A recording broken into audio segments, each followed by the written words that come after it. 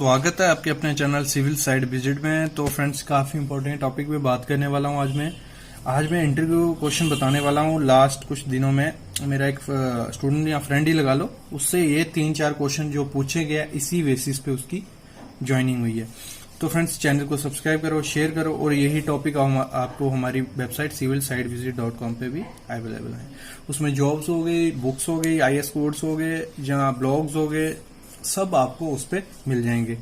तो स्टार्ट करता हूँ। जो 3 क्वेश्चन उसको पूछे गए थे इंटरव्यू में, बाकी जो उसका इंटरव्यू हुआ, जनरल हुआ है, बेसिक हुआ है, कंपनी एक कॉन्ट्रैक्टर कंपनी ही थी लगा लो, उसमें हुआ है, लेकिन काफी हद तक यही क्वेश्चन आपको इंटरव्यूज में पूछे जाते हैं।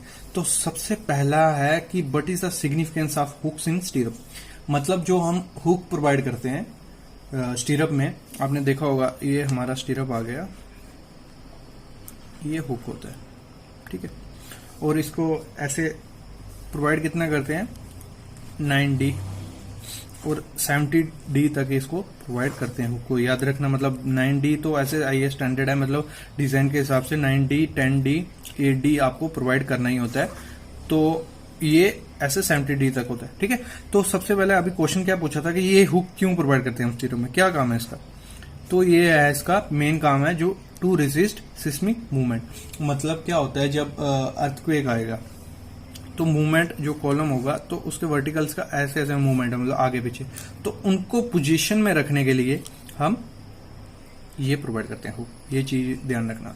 दूसरा क्या है, bondage between steel and concrete. मतलब और दूसरा हो गया कि बॉन्ड भी बना के रखेगा। अगर मतलब इरेगुलर शेप्स अगर आगे पीछे निकली होगी, कंक्रीट डालोगे तो उसकी बॉन्ड सबसे ज्यादा बनती है, ठीक है।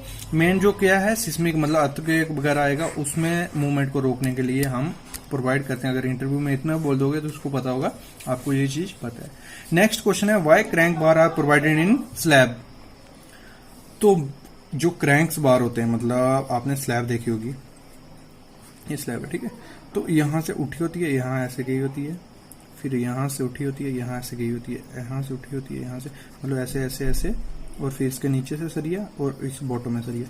तो ये क्यों हम प्रोवाइड करते हैं, मतलब ये क्रैंक बार क्यों प्रोवाइड करते हैं, इसका रीजन क्या है। तो इसका रीजन है, जो पहले इधर मैं समझा लेता हूं। यहां लोड पड़ रहा है आपका, ठीक है। तो यहां से सैगिंग हो रही है और यहां हॉगिंग होगी, मतलब यहां से लोड पड़ेगा, यहां डाउन जाएगा, यहां से उठेगा, ठीक है। तो ये सैगिंग होती है, ये हॉगिंग होती है। तो मैक्सिमम बेंडिंग मूवमेंट कहां होगा हमारा, यहां पे, ठीक है। और शेयर फोर्स कहां मैक्सिमम होगी, यहां पे। और यहां पे क्रिएट होता है नेगेटिव बेंडिंग मूवमेंट।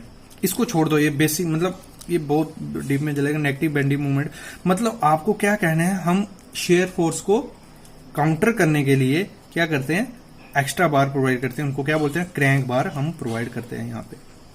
इसको रेजिस्ट शेयर फोर्स। अगर नेगेटिव बेंडिंग मूवमेंट बोल दोगे बहुत अच्छा है, वो बोलेगा काफी पता है। और मतलब एक तो फेलियर से बचने के लिए भी हम प्रोवाइड करते हैं।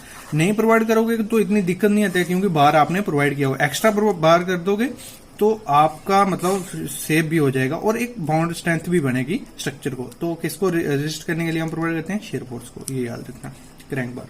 नेक्स्ट है जो काफी इंपॉर्टेंट क्वेश्चन है, एक्सपीरियंस को भी पूछा जाता है ये। What if slump test of concrete fail without rejected concrete। मतलब आपका अगर slump test फेल हो गया, ठीक है, तो उसको कंक्रीट को आपको रिजेक्ट नहीं करना है, तो आप क्या कर सकते हो अभी। मतलब वो कंक्रीट आपको यूज भी करना है और उसको रिजेक्ट भी नहीं करना है, तो क्या करोगे। 2 सिचुएशन आती हैं स्लम्प में। आप सबको पहले पता है कि स्लम्प होता क्या है, मतलब स्लम्प टेस्ट क्या है। मतलब कंक्रीट की वर्केबिलिटी को चेक करने के लिए हम टेस्ट करते हैं। इसमें क्या करते हैं, एक मतलब शेप का कंटेनर टाइप होता है, इसमें कंक्रीट डालते हैं 3 लेयर में और उसको अच्छे से टाइट कर देते हैं। और फिर क्या करते हैं, इसको उठा देते हैं। अगर वो कंक्रीट फैल गया, मतलब उसमें भी 3 कंडीशन आती हैं। ट्रू स्लम्प होता है, कोलैप्स स्लम्प और शेयर स्लम्प। इसमें मैं वीडियो लाऊंगा, बताऊंगा अच्छे से आपको 3 अलग से। लेकिन ये चीज ध्यान रख लो, ये टेस्ट होता है वर्केबिलिटी, मतलब जो कंक्रीट है काम करने लायक है नहीं है, वो चेक करते हैं उससे। तो अगर आया, मतलब उसमें वैल्यूज होती हैं, एक रॉड होती है, उसमें वैल्यूज दी होती हैं 10, 20, 30, 40। वो मैं जहाँ डिस्क्रिप्शन में उसमें पहले लिंक डाला हुआ है कि कैसे कितनी वैल्यू आनी चाहिए किस काम के लिए। तो इधर क्वेश्चन है हमारा कि अगर फेल हो गया वो टेस्ट, वो वैल्यू नहीं आई जो हमें चाहिए। अगर हमें चाहिए थी 80 आई 100, तो क्या करोगे, मतलब दो चीजें बनती है इसमें। If slum come more than maximum, मतलब हमें स्लम चाहिए था 80 और मिल रहा है हमें 120, तो अब क्या करोगे, मतलब आपको कंक्रीट रिजेक्ट नहीं करना है, ट्रांसमिक्सर है जो उसको वापस नहीं करना है, तो क्या करोगे, क्या करना है, जो टीएम होगा या जिसमें आप मिक्सिंग कर रहे हो उसमें क्या करो 8 से 10 मिनट तक उसको मिक्स होने दो। उसमें क्या होगा, थोड़ी उसकी कंसिस्टेंसी मतलब उसका वर्केबल अच्छा होगा, मतलब कोइजम मटेरियल बन जाएगा, एक दूसरे से जुड़ जाएगा अच्छे से, पानी कम हो जाएगा, तो वो उसका जब स्लम्प होगा दोबारा से आपको 80 तक मिल जाएगा। तो ये हो गया, ठीक है। क्या करना है, 8 से 10 मिनट तक उसको मिक्स करते रहना है। नेक्स्ट क्या है, if slum come less put some, अच्छा मतलब अगर स्लम चाहिए आपको 120, आ रहा है आपको 100, आपका आ रहा है 80, मतलब टाइट है, कोई भी मटेरियल पूरा एकदम से पानी कम है उसमें वाटर रेशो, तो उसमें क्या करना है, सुपर प्लास्टिसाइजर्स होते हैं वो यूज कर लेने हैं। वो कौन से होते हैं सुपर प्लास्टिसाइजर, क्या है वो, मतलब सिक्का के भी आते हैं, काफी कंपनी है उसका, क्या है सिक्का पॉली कार्बो एक्सलेट, मतलब ये आपको यूज कर लेना है। कितना, 1 से 5% बाय वेट ऑफ सीमेंट, जितना सीमेंट होगा ना, मतलब उसमें अगर 7 बोरी डल रही है, अगर M30 का मटेरियल है 7 बोरी डल रही है, तो उसका 1%, 0.1% से 0.5% ले लेना, मतलब कितना, अगर आपका ज्यादा टाइट है मटेरियल तो 0.2% या 0.3% ले लोगे, आपका वो वर्केबल हो जाएगा, उसका बाद में स्लम्प लोगे अच्छा से स्लम्प आ जाएगा।